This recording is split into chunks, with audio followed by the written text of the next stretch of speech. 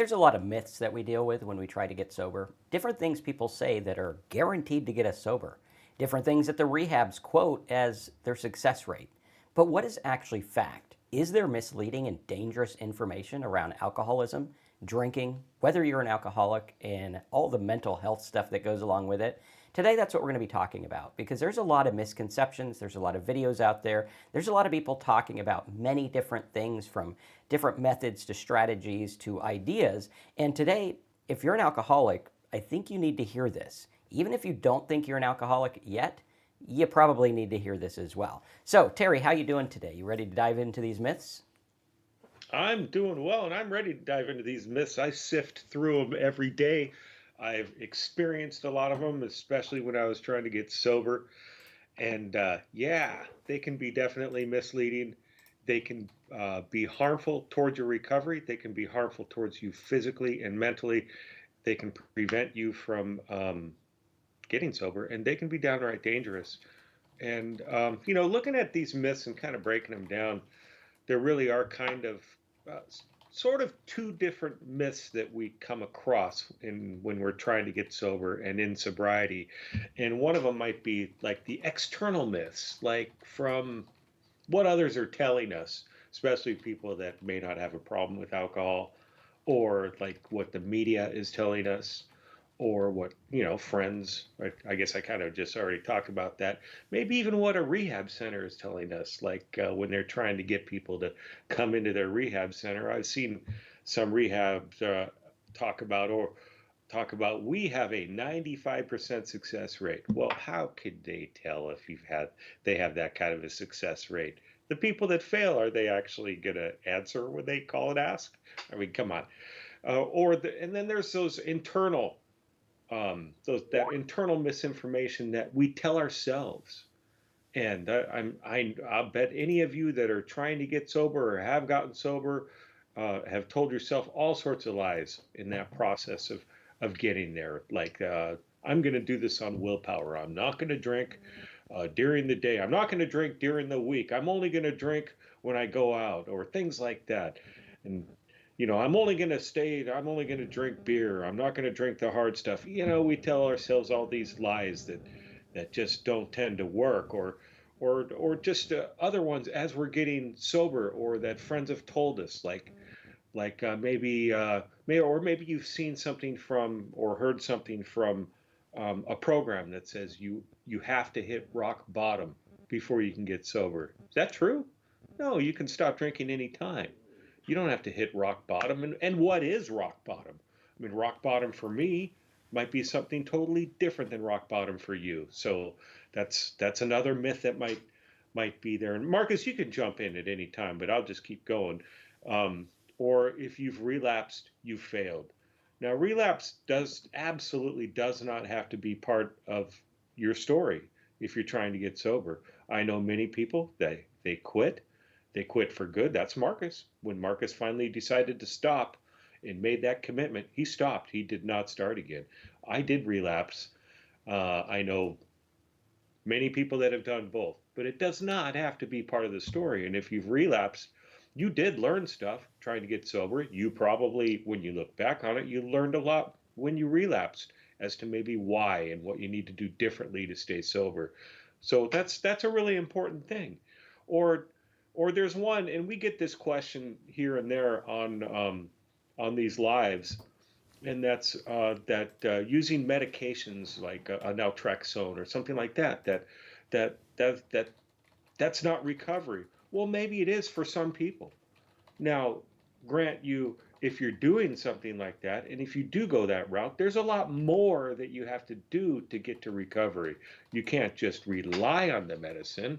And that goes along with the next point, is that using that maybe you're not getting sober because of this person or this happened, or because these people didn't support you in the right way. You got to remember that sobriety is your responsibility. You absolutely don't and shouldn't do it alone. Its support is absolutely crucial for recovery, but it is your responsibility. It's my responsibility. I mean, when I was drinking, I was a professional liar. Many people had no idea that I was addicted to alcohol. Many, almost everybody, because I was really good at hiding it. So if I started drinking again, I could probably get away with it. That's why it's my responsibility to stay sober and to do what's necessary, to do the work. Um, Maybe some other internal, and that's what we're going to focus on mostly. But we'll touch upon some of those external things that we hear. But um, maybe that Alcoholics Anonymous is the only way to get sober. Well, I attend Alcoholics Anonymous because I that's how I got sober. I have many friends in it, and I do believe that it is a very strong method for sobriety. But it is not the only way to get sober. There are many different ways to get sober. The key is that you have to put 100% effort into getting sober. I mean, when I was drinking, I put 100% effort into continuing to drink. And I did that for many years. So I got to put the effort in to stay sober as well. And I use different methods for that. I just stay consistent with it. I already mentioned willpower, and willpower is it actually willpower is important in sobriety. However, it's willpower alone is not what's going to get you sober and keep you sober. We have a medical condition, and it's we're addicted to alcohol. It's mental, it's physical, it it covers a lot of bases. Willpower is not going to be able to fight this thing alone. You have to have strategies, and you have to have a program that's going to help you get towards sobriety and stay in sobriety. That's actually the hardest part. But another one might be you can drink moderately. This is what it actually the big book of Alcoholics Anonymous mentions that every it's I'm paraphrasing, but every alcoholic's wish is to be able to drink like a gentleman, and that just for a person that's become addicted to alcohol, it's just not possible. For me, it's not, at least. I don't know. Maybe some of you it is. I don't know, but from my experience and from working with other people that have tried to drink moderately, it just doesn't happen. If I take that one, I may be able to drink moderately for a short time, but eventually I'm going to be right back to where I was, drinking out of control and alcohol ruling my life. Yeah, and And that's, I yeah, go ahead. think also the biggest one of the biggest myths that I fell for, and one of the things you touched on earlier was that I got sober once I decided to get sober, which is true and not. I had tried to get sober lots of times before rehab. I would say that after rehab, yeah, that's when I eventually got sober, and after that, I did not drink again. But before that, I had a bunch of resolves that I was going to not drink, and I would drink, and then like I would have the myth of maybe I could drink again, maybe I could drink a little bit or be a moderate drinker again. And I realized that this myth was pretty much futile. Like I don't even care that I don't drink anymore. It doesn't bother me. There's no real issues. I'm not craving it. I don't desire it. It's something that I really don't miss in my life. It's something that I thought I was going to. So one of the big myths is thinking you're going to miss it, thinking it's going to change your life for the Yeah. worse, where it's like, oh my God, I'm going to be that guy who can't drink. I'm going to be one of those quitters, or I'm going to be labeled an alcoholic, which is like, And life is going to be boring. Yeah. yeah. And it's actually not. My life is much more Yeah. exciting now because I can do things sober and deal with stuff sober. And I didn't think that that would be the case. I thought, okay, I'm gonna get sober. I'm gonna build my business. I'm gonna, try to figure out my family situation. I'm going to go to therapy all day, every day, and do all these things. And it was like, no, I just live sober and do pretty much the same stuff I did before, just sober. I think alcohol gives us this illusion that it makes life exciting, but it's not really. Like, I mean, let's face it, Terry was there watching TV during the day. I was getting drunk, passing out throughout the day, trying to work, making a fool of myself, being an idiot, which I thought was fun. Now I look back and I'm like, yeah, it really wasn't. I can have more fun being sober. And I think what a lot of people are looking for is the ability to not worry about that voice in their head that says you're going to look silly, you can't do this, you're not good enough, which is like, okay, that the problem I believe is that we listen to the voices that are in our head. We listen Yeah. to that, internal monologue of you're not, you can't, you won't, you'll never, rather than just being like, okay, well, this is just conditioning. I've had it since I was a kid. Like, you have all those things. Oh, are they going to like me? Or is this? It's all social programming. And once we realize that that has nothing to do with alcohol, your anxiety after you quit drinking has nothing to do with alcohol. It has to do with just being secure in who you are. And sometimes it's because you drink too much damn coffee. I mean, let's face it, we are chemical people. All those things that you attribute to alcohol fixing, it probably caused or made them worse, where you're sitting there thinking, oh, this helped me. Yeah, it did help me with anxiety once when I was like 15, right? But now it doesn't. It actually made it worse. Like it had the illusion once because it was like, oh, hey, I'm having this thing that, it's kind of the courage to drink it back then versus the courage to go and do the things you want to do. It's an illusion. It's like the story we talk about all the time where the waitress came around the corner with my beer and suddenly my anxiety went away, but I hadn't drank any yet. Right. It's all in your mind. And this alcohol thing, what alcohol tells you, the myth that you need it, the myth that life is not good without it, it's because you watched 40,000 commercials.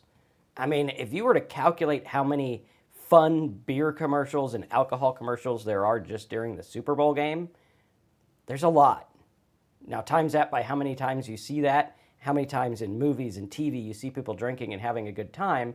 It's very rare that you see someone miserable and like ruining their entire life. Don't know why that is. Maybe suppressed by big alcohol. I don't know. But that is the lie. The myth is that you need alcohol to be okay. The myth is that alcohol is going to make it better. And Charlie's saying he's 72 days sober. Congrats. And it sounds like you're struggling today. A struggle is just a struggle. It's a hard time. It comes and goes. What doesn't come and go is if you cave in and drink. I have not had a situation in the last almost 11 years of being sober that I could look back and say, damn, I wish I drank through that. And Yeah. I'll tell you what, I've had some situations that I did want to drink through. Some times where things got the best of me and I'm like, it's all I could do to not drink today. And some of those came 10 years into sobriety. Yeah. But luckily I got the strength to say, you know what, this is not going to help. I'm just going to drink to escape feelings, which is not really escaping. It's going to make them worse. I'm going to cry about them, do nothing. And then tomorrow I got to start all over again with a freaking hangover trying to fix the problem. Yeah, no, I'm good, thanks. I'm good. And, in some of those situations, I would have made bad decisions drunk. I know because I make bad decisions when I drink. And they would have caused a lot of harm, a lot of issues. And now looking at it and saying, you know what? That's all a myth. It's not true. Alcohol lied to me. And I think that's the biggest myth there is. Yeah, absolutely. And you're saying that your anxiety is through the roof. Sorry, I had to something weird happened here. Anyways, you're saying anxiety went through the roof, and yeah, that happens. And what Marcus was talking about there is how it's in our mind, but when we're still drinking, we're also physically addicted to the alcohol, and that's what we have to get out of our system first. But as you can see with what Charlie is talking about, he's no longer physically addicted to the alcohol. It's mentally still there. He still has a mental obsession, and maybe that's contributing to the anxiety. And maybe, you know what, one thing you can do, Charlie, and if any of you are also suffering from the anxiety, we have, if you look back on our other YouTube videos, we have several that are about anxiety and how we deal with it and how we've dealt with it in the past. And if you listen to Marcus talks about how his anxiety was much worse when he got sober. And I had a little bit of anxiety as well when I got sober, but most of my anxiety was just straight from the fact that I knew I needed to stop. But there's different methods. We also in our talksober.com program, we talk about anxiety as well. And that's a big part of it, is learning how to deal with your emotions. Because that's one of the problems with that many people struggle with after they get sober, is they get sober and life still happens. Things still happen. And a lot of times we have a lot of damage that we've caused in our drinking, and we're still trying to deal with that.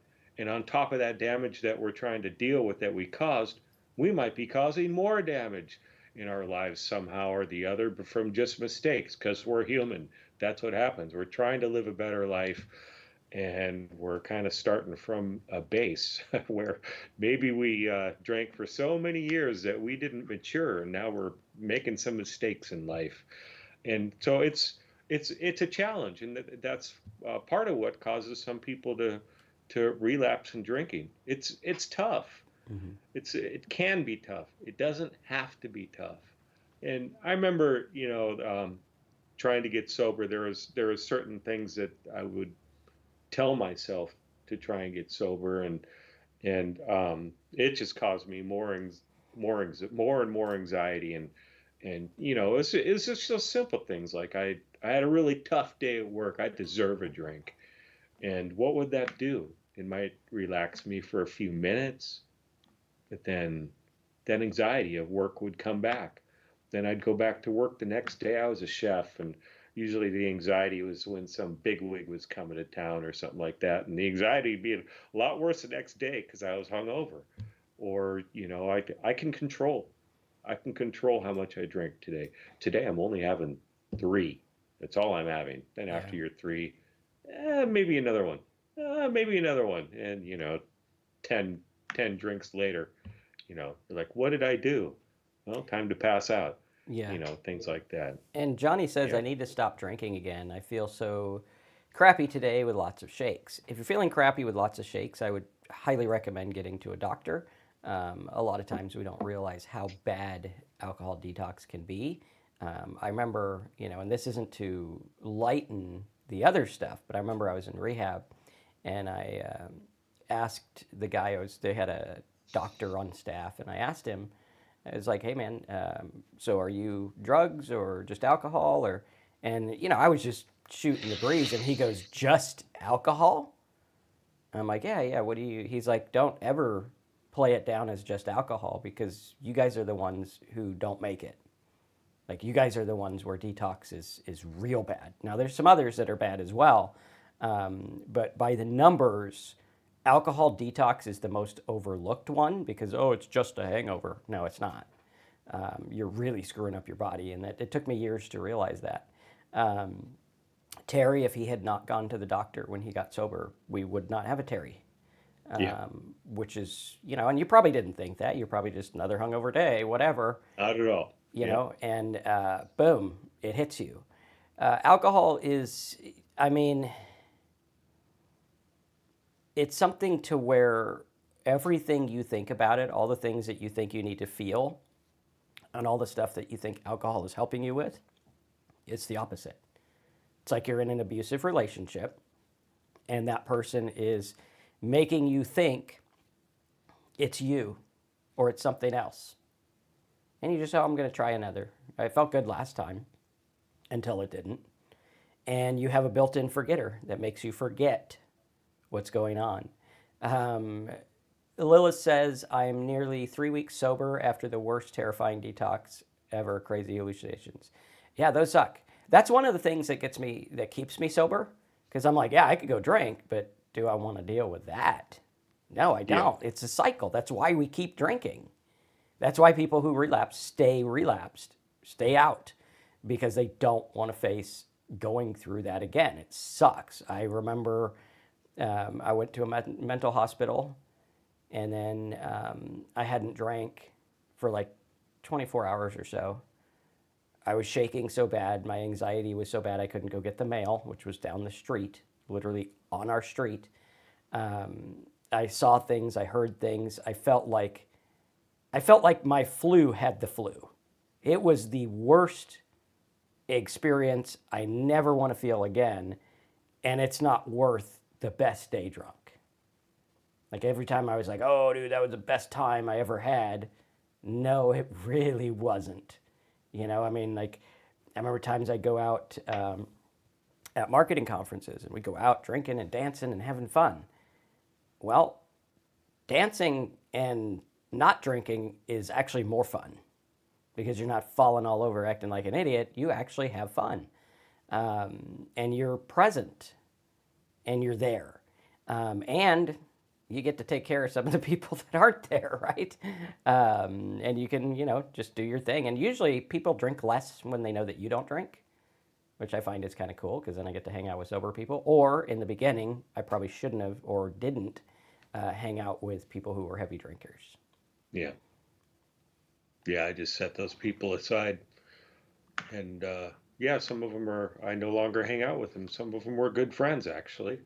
Yeah. But yeah, that's part of life, and that's part of what I have to do to stay sober is make those choices of, am I going to hang out with people that are not drinking or that just drink a little bit or whatever.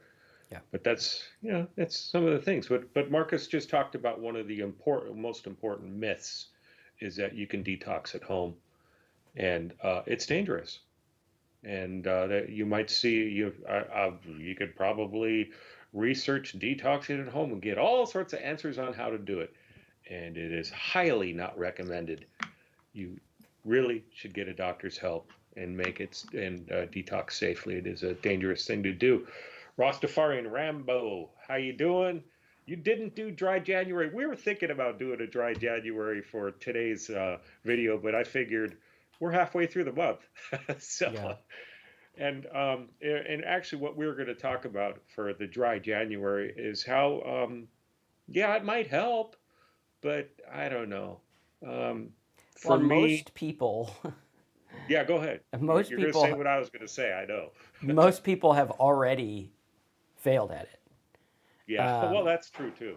Yeah, and I think the reason is because you're putting your sobriety to some superficial fake number Yeah, when it's like I don't really care. Like you look at it, you're like, okay, you've been sober almost 11 years. Does that matter? Do I need all the days? Do I need to count it? Some people do. Some people find it helpful. For me, I don't. I have a little sobriety calculator at talksober.com that does it for me. But yeah, right. See, there look you at go. that. 10 years. And looking at that is like, I'm just going to get sober and stay sober and let the days be what the days are. January, February, October, I'm going to be sober. Hey, that rhymed. But looking at that, it's like, okay, I need to focus on my sobriety, not a date. I need to focus. Charles says the biggest mistake I made was detoxing at home. First week was insane. Yeah, and I mean, they will give you stuff at the doctors that will help you with that. I remember in rehab, they were like, no, you have to have this because we're not going to have you Caesar on our watch. So I took that for the day and then, things to help. But I'm white knuckling and trying to get sober without help. Biggest mistake. They only made me take that medicine for 5 days. I had it one day, and then the next day I'm like, do I have to? He's like, you're okay. But yeah, I mean, looking at that, like trying to go it alone is terrible. I mean, join a group, get something, because then you have accountability. Like if my wife wasn't there to know that I wasn't drinking anymore, I probably would have drank. Like, let's be real. Have a bad day? Yeah, I can go get some. And when you have no accountability, it's just, terrible. It's tough. Yeah, and if you're single trying to get sober, it's super helpful to get some support, some outside support. Mm-hmm.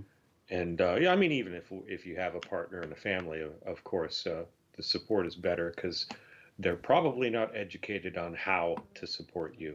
Mm-hmm. I had many good friends when I was drinking that were just like, why don't you just quit? What is wrong with you?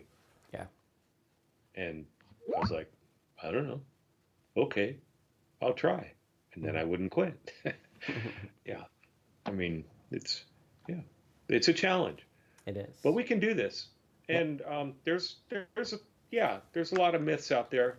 And the important thing is that you get your information from reputable sources and from people that you feel have really been through it and that are giving you honest answers. And yeah, Yep, and you can that's hop over to talksober.com and scroll past the little mug. If you want the mug to pop up, you just have to enter your sobriety date and it'll save it, which is pretty cool. Let's see how long. So I made that, looks like 200 days ago, I think. Pretty cool, right? Was it 200 days ago? Maybe I put in a different date. I don't know. We've been testing it out a lot. But you can use that. It'll keep you sober. And you can actually have that on your phone as well, which is really cool. Then over here you have join the recovery class, where if you want to get all kinds of videos and MP3s and MP4s, you can fill this out. It's just $27 a month, which is less than the price of a cup of coffee a day or I don't even know, man. I was looking at something the other day. I think it's like 16 bucks for a box of 12 beers now. So it's a lot cheaper than one domestic beer a day now, thanks to inflation. But we haven't inflated our prices in, I don't know, 6 years or however long we've been doing this. So you could go there, sign up, and get all kinds of cool stuff. Cancel whenever you want. You want to get a call with me and Terry, shoot the breeze, talk about alcohol, get a plan going. You can get a private call with us. Again, we're not doctors or trained people or anything like that. We're just two guys that got sober, and we're sharing with what we learned mentally with you. This is not to be in place of a detox or a rehab or professional counseling. This is something that just shares what we're going through, what we learned, which a lot of people resonate with, the mindset stuff that we go through, because it's not the kumbaya, everything's going to get better, let go and let God cliche. I can't stand that stuff. When I got sober, I clung to it for about 5 minutes because in rehab, that's all I had.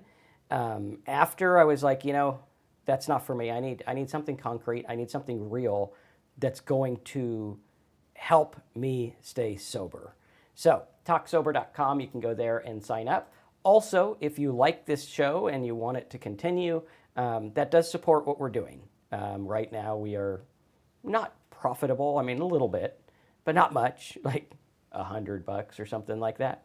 But we would like to do this more and spread the word with more people. And in order to do that, your help is good there. And rather than starting a charity kind of thing, I'd rather have an actual course where you get actual stuff. So if you like that and you want to support the show, click that yellow button, sign up there, and you'll get all kinds of cool stuff. Terry's actually working on redoing the videos, making new stuff more robust and everything like that. So you can sign up there and get all that good stuff. Congrats, Dor, on 2 months sober today. That is awesome. yeah. You can go over to Talk Sober. Yeah, and you can go to Talk Sober and get what it would look like is this. So if you hit the relapse button, it resets it.